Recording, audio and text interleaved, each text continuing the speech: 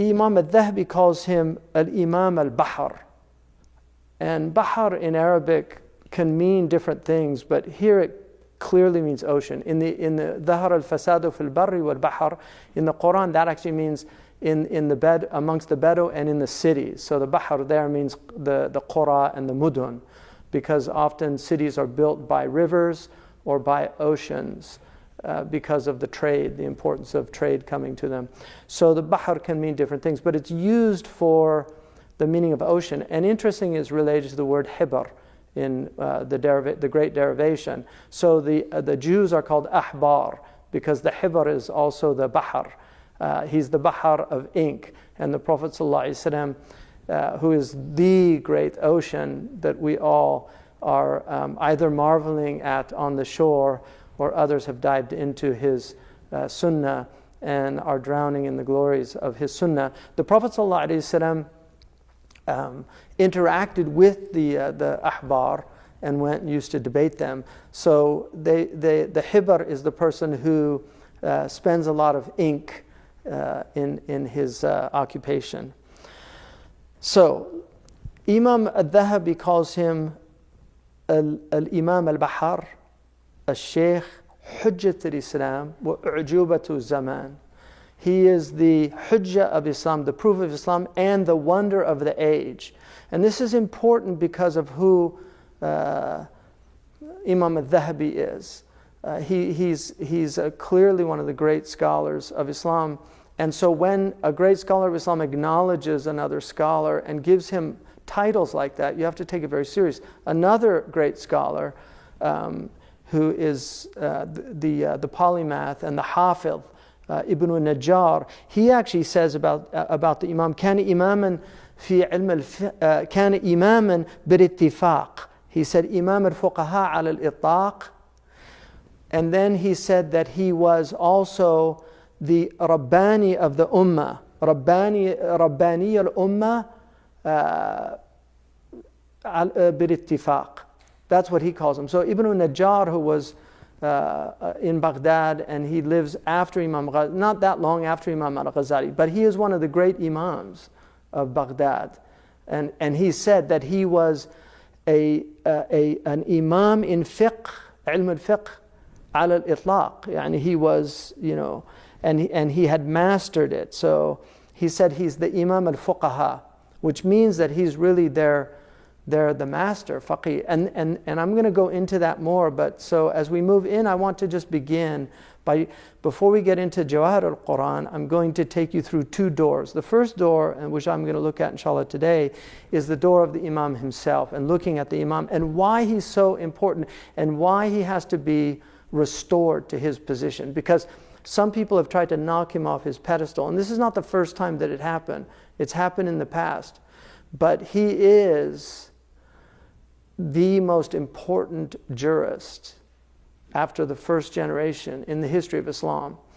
And he's also one of the most important theologians, and he is certainly probably the most important mystic of the Islamic tradition. So in that way, he is, after that first generation, he is the Imam of Iman, the Imam of Islam, and the Imam of Ihsan for the Sunni tradition.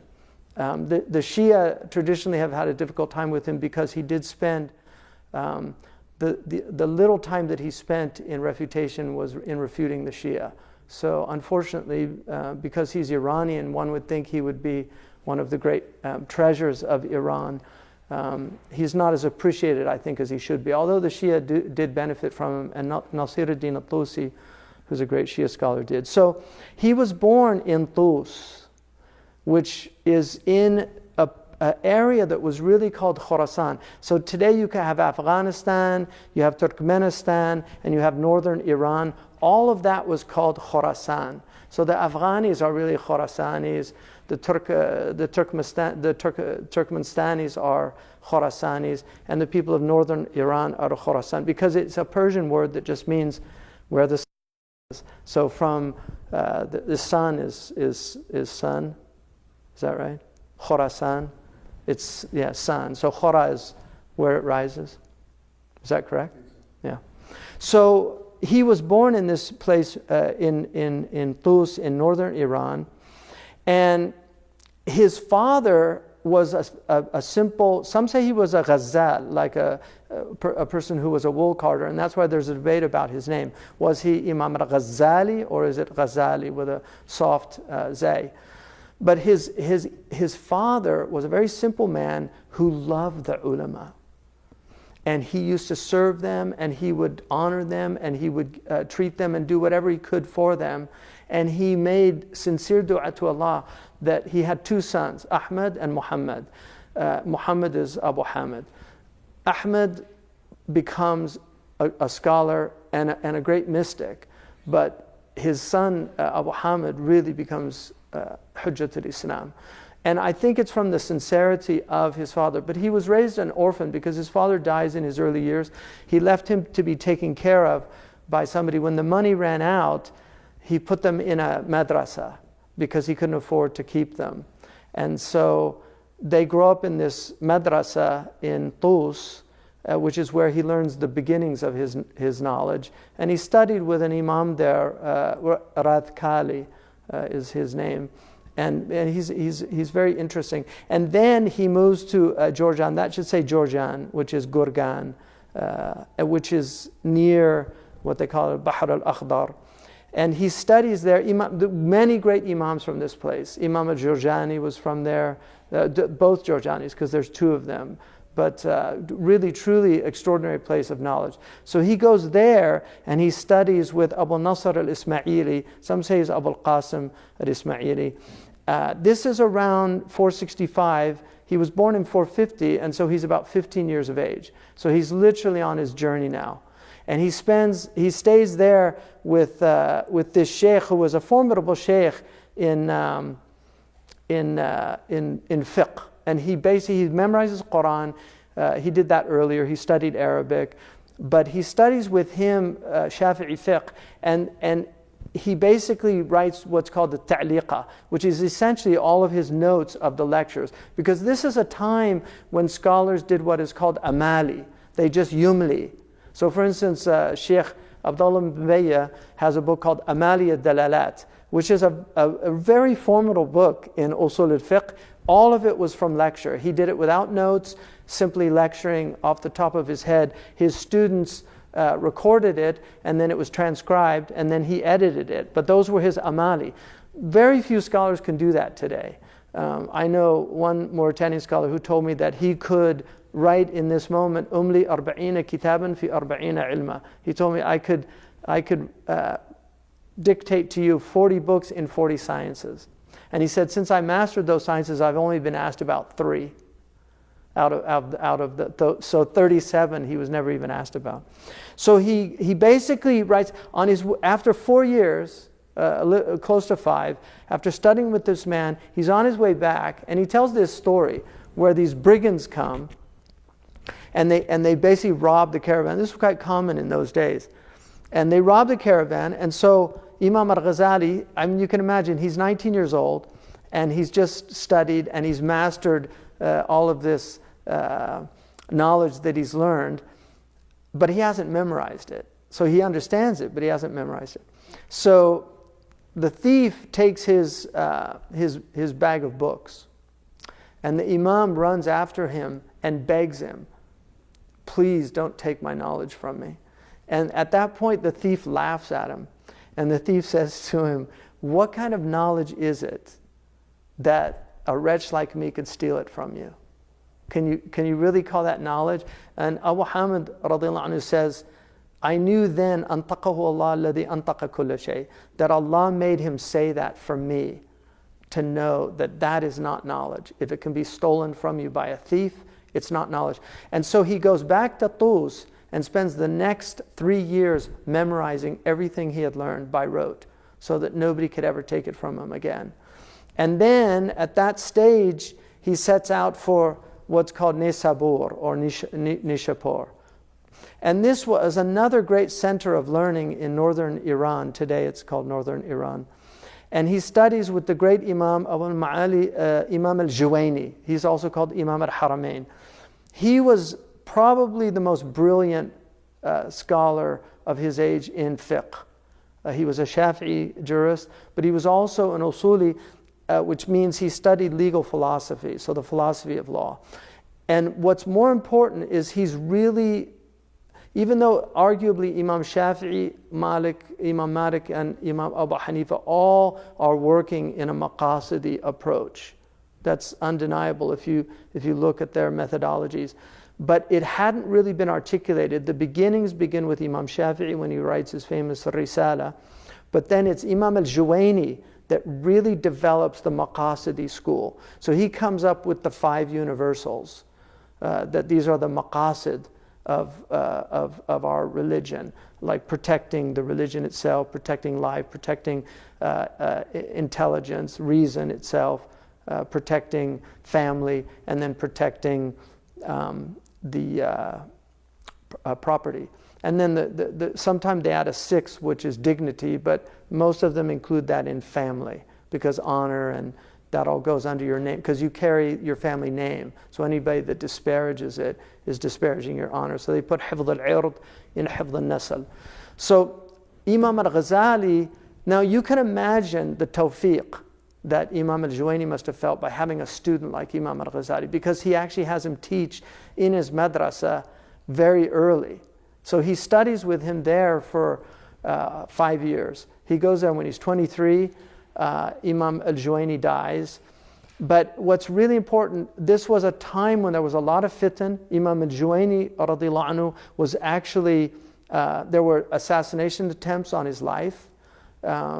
Because of the Batiniyah. He actually had to flee at a certain point. He's called the Imam al-Haramain because he goes to Mecca and Medina. He taught in Mecca and Medina.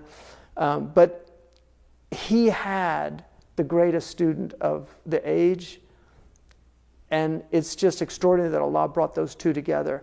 And that's very important to remember that, they say if you see a turtle on a fence, the one thing that you can deduce from that is that it didn't get there by himself.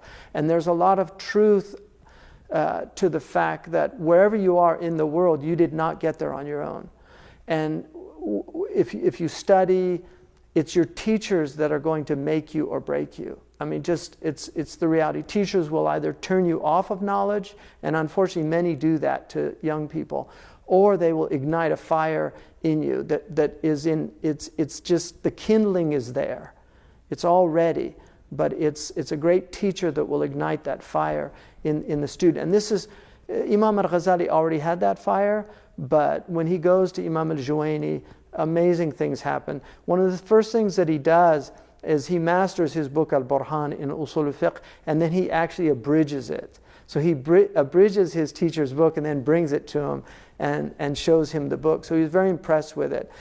Then he goes, after Imam Al-Juwayni dies when the Imam is 28, he actually goes to the court of Nizam al-Mulk. And you have to understand that Imam Al-Ghazali will be the first to admit that he was an incredibly ambitious person. And in fact, so one of the things that the people of the spiritual masters of the religion say is that the last thing to leave the heart of sincere people is hubb riyasa, is the love of leadership, because it's love of leadership that often it gets them there. Without that, they won't have that drive to outstrip everybody else, because they have that thoroughbred nature. And so he goes to Nizam al-Mulk. Now, Nizam al-Mulk, who was a Seljuk minister, Nizam al-Mulk was actually a righteous minister. The government arguably was not a great government like all governments. It had its problems, and there was a lot of dissent. But Ibn Taymiyyah, one of the things that he points out is that the idea that you cannot work with governments unless they're perfectly angelic is, he said, it's insane, because it will lead to all of the aspects of the religion falling into disarray, because governments are the ones that establish the mosques in Muslim countries. They're the ones that have the mahakam al-shar'iyya, the courts. They have the Dar al-Ifta, the fatwa places. So if all the ulama in their righteousness say, I'm not going to have anything to do with the government, then who runs the government? And I'll give you one example of this. There was a man named Muhammad Sharif who was a Libyan, and he worked in the government under Gaddafi. And I actually visited him in 1978 in Libya with one of my teachers. And he hosted us. He was a beautiful man. He helped so many people. He helped Africans. He helped all.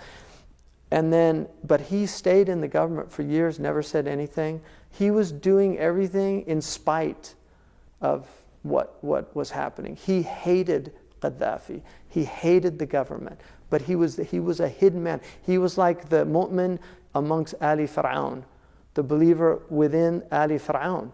And they actually wanted to try him after the rebellion and the death of Gaddafi, but thankfully, because of the intercession of some good people, particularly the Jordanians, he was able to go to Jordan. He has spent his life doing tahqiq of Imam Al-Ghazali's works. He's one of the few people that did critical editions of his works. So that's an example of somebody. At the time, there were probably people that saw him, he's Alim Sultan, he's just working with the government. Imam Al-Ghazali went, and he said, تعلمت العلم لغير الله فأبى العلم إلا أن يكون لله. He said, I learned knowledge for other than Allah, but knowledge refused to be other than for Allah. And so, even though he might have had his niyyah was not always the best, his path, because he was a sincere seeker, his path was his purification.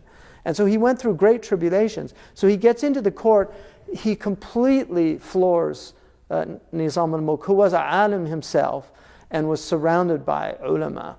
And he sees him as somebody, this man is going to be very useful. And because Nizam al-Mulk had a project. At the time they were cursing the Ash'aris on the minbars, literally cursing them, the Ash'ari mutakallimun, the theologians. There was a lot of fitna in the community. The Ismailis, the Batiniya, were very strong, the occultists, and I'll talk about that later. So there's all these problems, and it's just amazing what he does, because he comes in and he can win every argument. He is just so formidable and so irrefutable that the ulama just, they can't handle him. And so a lot of envy, a lot of jealousy, but Nizam al-Mulk sends him, he becomes a full professor in Baghdad at the Nizamiya. Now you have to understand at the young age, I mean, he's in his early 30s, and he's a full professor at a place where most of these teachers are going to be in their 60s and 70s, right? So it's quite stunning. But then he has a crisis. The crisis comes about the age of 38. He goes into what we would call an existential crisis. In the West, they'd probably call it a midlife crisis, where he really he goes through a period of radical skepticism and doubt, and just is wondering. And this is partly because of his own genius and because he penetrates so deeply into things. But he really begins to question everything. And because of that, he actually loses the ability to talk. He can't teach anymore. And this is a man who the ulama came to listen to. Ibn Aqil, the great grammarian and scholar, used to come and sit. I mean, this is a man who the ulama of Baghdad would come to sit in his lectures. That's how formidable he was. But he just can't talk. And the doctors basically say, you need a psychologist. You know, we're physicians. We can't do this. You need somebody alim an-nafs, because it's not a physiological problem. This is a psychological problem. And so he basically decides to just really examine everything. And he identifies 4 sources of knowledge. He calls them the theologians, the mutakallimun, and then the falasifa, the rationalists, and then the batiniya, the occultists, like people that seek knowledge through the occult, through hidden, arcane knowledge, esoteric knowledge. And then finally the mystics, who at that time were called Sufiya, which should not be confused with what a lot of people associate with so-called Sufiya, because there's Imam Al-Ghazali was one of the great critics of these so-called Sufis. And he was actually, if you look at him, he's far more critical of Sufism than not in the Ihya. He's constantly condemning a lot of practices. But he recognized intuition, that the knowledge that the people of Tasawwuf are talking about is intuitive knowledge. It's kashf knowledge. And he realizes that this is essentially real knowledge. Because there's a Berkeley professor, Paul Feyerabend, who wrote a book called Against Method, in which he argues, it's a very radical book, and I'm not recommending people read it, but I did read it many, many years ago. And one of the arguments he made, which is very interesting in the book, is that he said that scientific method has never helped any major discoveries in science. All major discoveries in science were intuitive. Scientific method is what helps the dummies understand it. But the actual breakthroughs came from great moments of insight. And you will find this, many of the Nobel Prize winners. I mean, Linus Pauling, who won the Nobel Prize in chemistry, he saw the whole thing in a fever, like in his mind. Now, one could argue all their study helps produce those moments, and that's very possible. But the point is, intuition is an underrated understanding of knowledge, heads, because all of knowledge is founded on the concept, and the concept is mystical in its essence. Just the fact that we have consciousness, the fact that we can see things and perceive them, and then take the one out of the many and abstract, and all these things are coming out of an intuitive source that we don't understand. Someone called it the agent intellect. There's a lot of debates about where that knowledge comes from, but essentially it is a mystical type of knowledge that is the foundation of all knowledge. And so he realized that that was the real, true knowledge. But it's not easily acquired. And so he goes into seclusion. This is a very early, I think this is the first picture of Damascus. If you see the minaret on the right, apparently that is the minaret where he actually resided for over a year. Some say 18 months. I mean, there's debates about this. Even in his own book, there's some debates. I mean, some people have accused him of prevarication in the book, which I don't think is fair because, first of all, people, when he was in the state that he was in, one wonders just what was going on in his mind, because he was in a very profound state of hayra, aporia. So, but he does spend time there, and this is where he begins to write the Ihya Ulum ad-Din. This is part of his project, but not all of his project. And then he actually goes to Damascus, to Jerusalem, and he writes his Risala al-Qudsiyya there, what's called Qawa'id al-Aqa'id, which is really a fundamental book in Kalam, which I'll get to. And then he goes, some say he visits Egypt. There's a debate about this. He was planning on visiting Yusuf Tashafin. Yusuf Tashafin is the great Murabit leader who actually conquers Andalusia. It was Imam Al-Ghazali who wrote him a letter arguing to him that he must go and save Andalusia, because if he doesn't, it will fall to the Christians. And so some say that it's actually Imam Al-Ghazali that led to the Murabitun going into, in the famous battle in Zallaqa, where they defeat the Christians, and then he restores the unity of Andalusia after it had fallen into what are called Muluk al-Tawaif, very similar to what's happened today in the Muslim world. So, and then he goes on, he makes his pilgrimage to Mecca and Medina.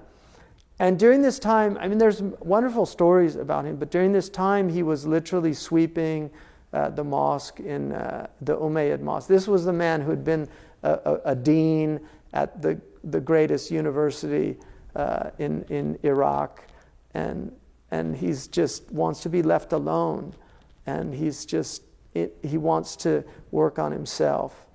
And then he goes back to Baghdad and spends a short time there.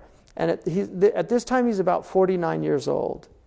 So some say, and there's debates about this, and I'm going to take the Imam at his own word. There are debates about this. Some say, and the Persian letters indicate that he actually was gone less than that. He was probably gone about 2 years.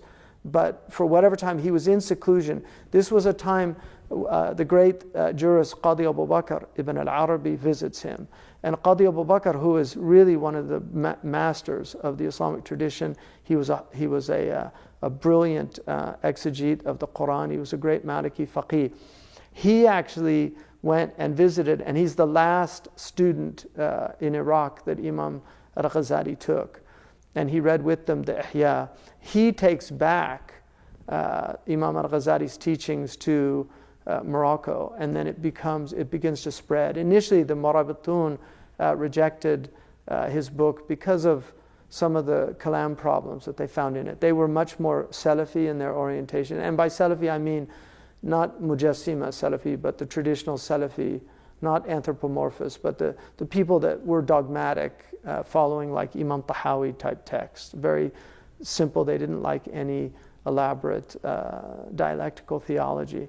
So he then basically goes to Nisapur, and he teaches in the Nizamiyya. This time he's teaching usul and other things, but he's about 50 years of age.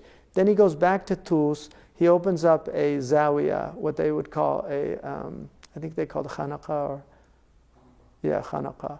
So he opens up a type of place where he's really doing character development and spiritual work and teaching. Most of the time was spent in recitation of Quran at this stage in his life. He was reciting the Quran at least once a week, and with great deliberation.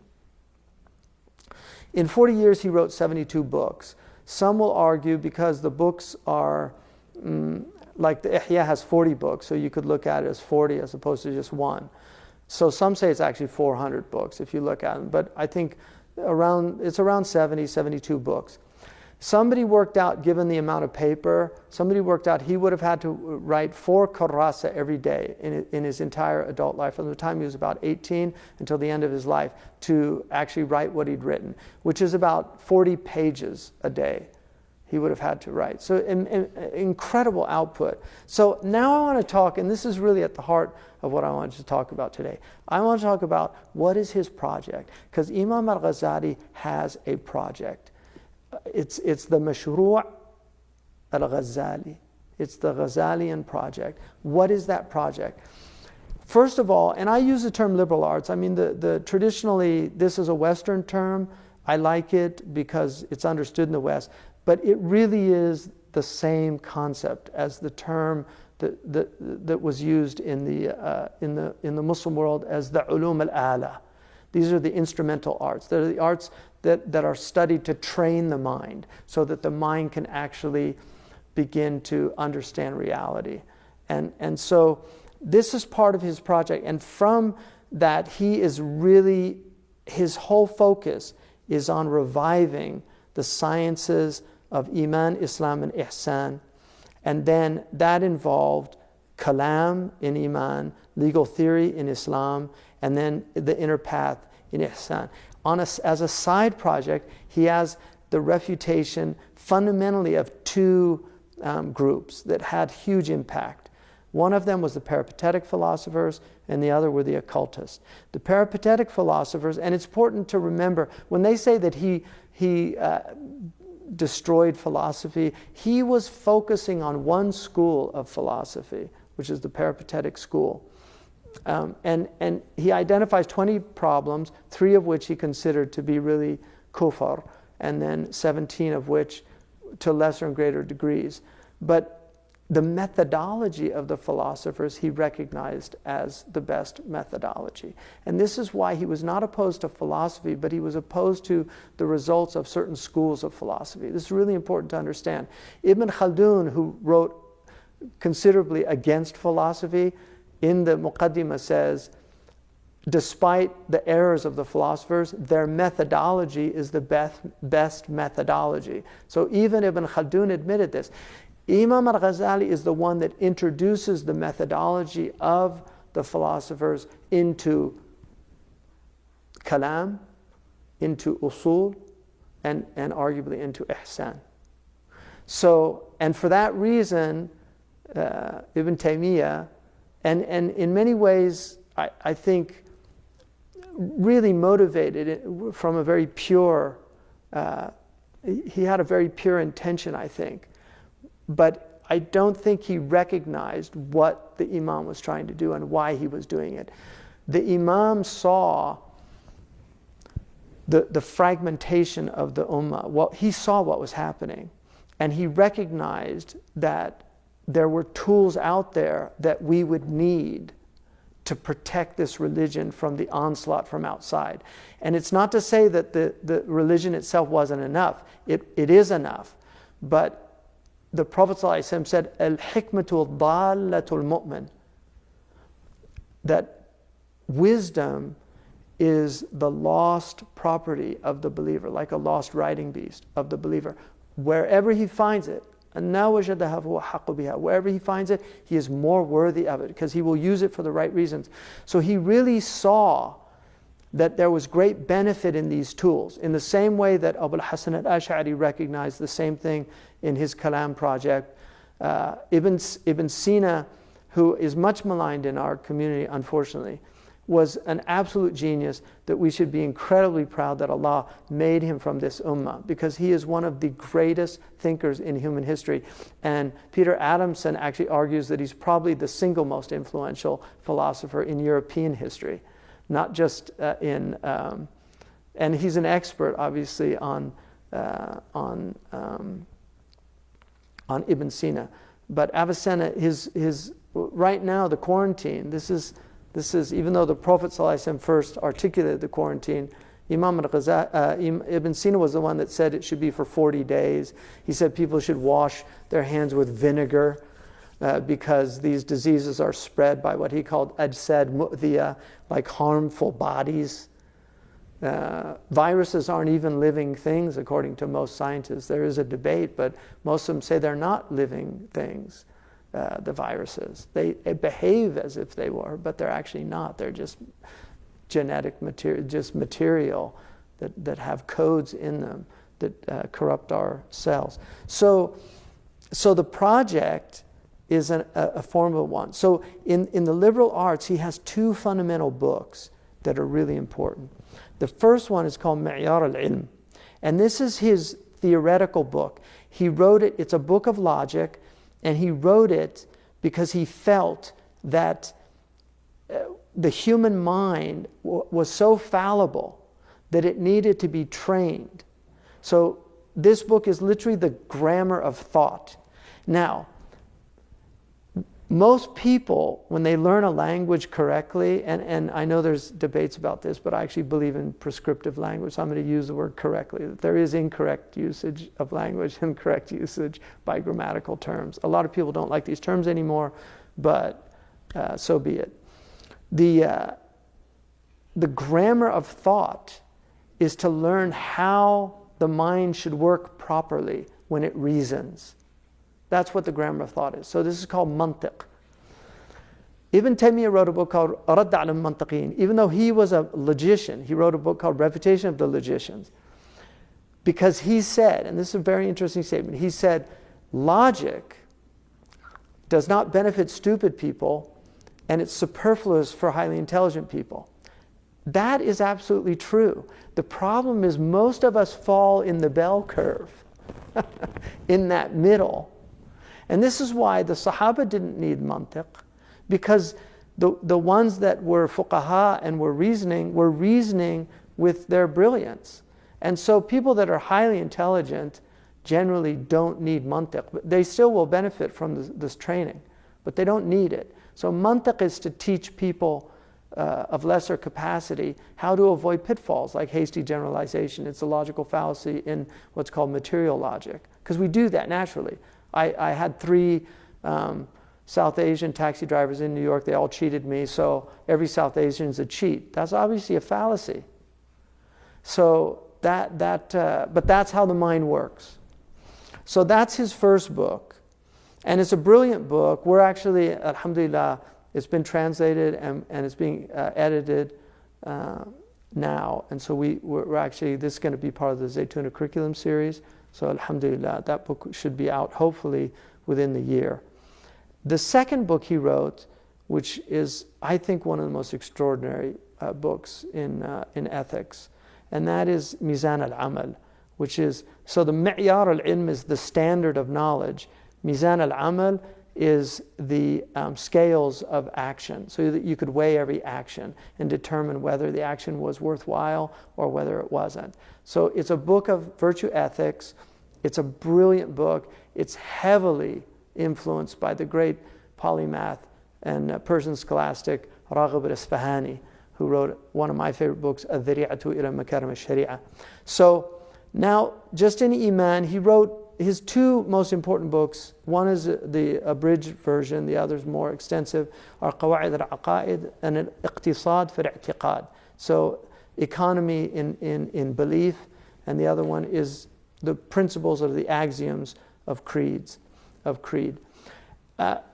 So he has his project of introducing the approach using logic in scholastic theology. Now it's important to remember, the last book that he wrote probably is called Iljam al-Awam an Ilm al-Kalam, not allowing common people to study theology. So he was not somebody that really encouraged, but he recognized that a certain group of scholars must learn this because it will enable them to refute the obfuscations and the attacks of the religion by people from outside. So for instance, right now we have all of these philosophers. We have deconstructionists, we have structuralists, we have post-modernists, we have post-colonialists, we have all these different, we have critical race theorists, we have all of these, and then we have also the analytic school. We have people that are working within that school, not just philosophers, theologians like Alvin Plantinga, who I was fortunate enough to be part of the award ceremony, a brilliant scholar working within a certain school of philosophy to defend faith. So he understood that you're always going to have these people out there who use their intellects and sophistry to confuse people. And if you don't have people trained to recognize it, to see it, and to be able to refute it, you're going to get into trouble. And what will happen is you will be left to the argument of blood. That's when you can't defend your religion with intelligence, the people that are zealots, that don't have the intelligence or the training to defend it, will end up defending it through violence. And that's not a defense of religion. Blood is no argument. So that's a really important thing to remember. Now in Islam, he took the abridgments of Imam Al-Juwayni.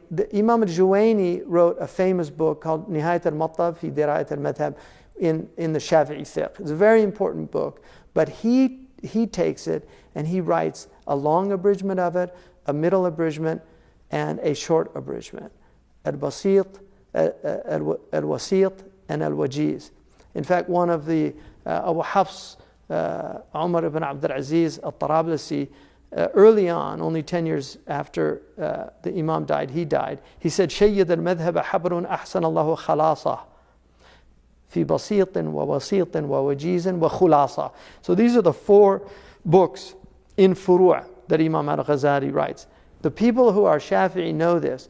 Imam Al-Ghazali is the most important, after Imam Al-Juwayni, I mean obviously the Imam himself, Imam Shafi'i, but all of the later books that come after, including Imam Nawawi, are all dependent on the books of Imam Al-Ghazali. So these are foundational books in the madhab. This is in furu', not in usul. So this is in the branches of jurisprudence and not in the legal philosophy. Now in Ihsan, he writes a beautiful short book called Bidayat al-Hidayah, which is really to prepare a person for the spiritual path, to get you to be doing practices on a daily basis. But then he writes his Magister Ihya Ulum ad-Din, which is reviving the sciences of the religion, and I'm going to get into that. He then abridges it in Persian in a book called Kimya Sa'ada, The Alchemy of Happiness. And then, and this is the book, inshallah, I'm going to be talking about in a few days. He writes a book called Jawahir al-Quran. He writes it quite late. He's referencing all his other books in it. This book is his theory of the Quran. And what you realize from this book is his entire tradition revolves around the Quran. Everything the Imam was doing is really revolving around the Quran primarily, and then the Sunnah of the Prophet secondarily. So he is a jurist of the first order, and he brings his juristic worldview into the Quranic world and into the prophetic world, but it also is working in his theological perspective and in his spiritual perspective. Now, the third book is very interesting. It's called Kitab al-Arba'in fi Usul al-Din. Again, it's relatively late. So these three are the abridgments.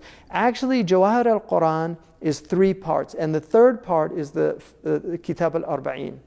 This is the third part.